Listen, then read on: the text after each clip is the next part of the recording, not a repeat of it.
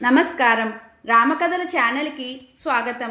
ఈరోజు మనం లక్ష్మణుడు వనవాసమునకు అనుమతింపుము అని రాముణ్ణి ప్రార్థించుట అనే విషయం గురించి తెలుసుకుందాం. లక్ష్మణుడు సీతారాముల సంవాదం పూర్తిగా విని తను కూడా వారి వెంట అరణ్యమునకు వెళ్ళుట ఎట్లు అని ఆలోచించి శ్రీరాముని పాదములపై వ్రాలెను.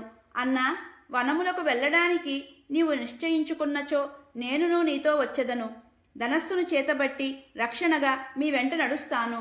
నీ వెంట ఉండి నిన్ను సేవించు భాగ్యమును నాకు ప్రసాదించు. పరమపద ప్రాప్తి నాకు వద్దు, నీ సేవయే నాకు ముఖ్యం అని చెప్పగా రాముడు లక్ష్మణుని ఓదార్చుచు, నాయనా, నువ్వు మెత్తని స్వభావం కలవాడవు, ధర్మాత్ముడవు, నాకు ప్రీతిపాత్రుడవు. కానీ నువ్వు నా వెంట వనములకు వచ్చినచో కౌసల్యామాతను సుమిత్రాదేవిని ఇక్కడ ఎవరు చూసుకుంటారు? మహారాజు ప్రస్తుతము కైకేయికి ఇచ్చిన వరములకు కట్టుబడి ఆమె వశంలో ఉన్నాడు. కైకేయి రాజ్యాధికారమును చేతబట్టి సవతుల క్షేమం పట్టించుకోదు. భరతుడు కూడా కైకేయి మాట విని రాజ్యం పొంది కౌసల్య సుమిత్ర దుఃఖపడుచున్నారని గుర్తింపడు. నువ్వు ఇచ్చటనే ఉండి వారి ఆలనా పాలనా చూసుకొనుము. లక్ష్మణ, నా సూచనలు పాటింపుము. నేను సీత దూరమైనచో కౌసల్యామాత తీవ్రంగా దుఃఖించును. కావున నువ్వు ఇక్కడే ఉండి మా తరపున తల్లులను సేవింపుము. లక్ష్మణుడు ఈ విధంగా చెప్పెను. ఓ మహావీర, నీవలే భరతుడు కూడా కౌసల్యామాతను సుమిత్రాదేవిని భక్తితో సేవిస్తాడు, సందేహం లేదు.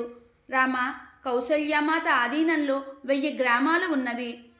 కౌసల్యాదేవి తనను తాను పోషించుకొనుటే కాక మా తల్లిని ఇంకను పెక్కుమంది నీ పోషించగల సమర్థురాలు. అన్న, నీతో నన్ను వనవాసమునకు అనుమతింపుము.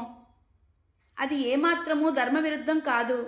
ధనుర్బాణాలను ధరించి పలుగును చిన్న గంపను తీసుకొని దారి చూపుచు మీ ముందు భాగమున నడుచుచుందును. అరణ్యంలో మీకు వదినగారికి సర్వకాల సర్వ అవస్థలయందును మీకు ఉపచారం చేసెదను. నన్ను అరణ్యమునకు అనుమతింపుము. లక్ష్మణుడు మాటలు విన్న రాముడు, ఓ లక్ష్మణ, సరే, నీవు వెళ్ళి సుమిత్రామాత మొదలగు ఆత్మీయులకు నీ వనవాస ప్రయాణం గురించి తెలిపి వారి ఆమోదము తీసుకొనుము. లక్ష్మణ, ధనస్సును, కవచములను, ఖడ్గములను పూజార్థమై వశిష్ఠ మహర్షి మందిరమున ఉంచబడినవి.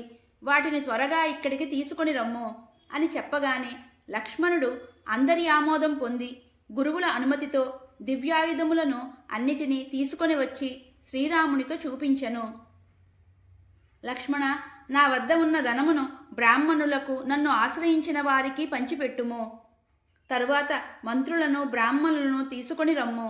నేను వారందరినీ సత్కరించి వనములకు బయలుదేరుతాను. ఇది ఈరోజు కథ. తదుపరి భాగంలో మరో అందమైన సంఘటనను తెలుసుకుందాం. ధన్యవాదములు. జై శ్రీరామ్.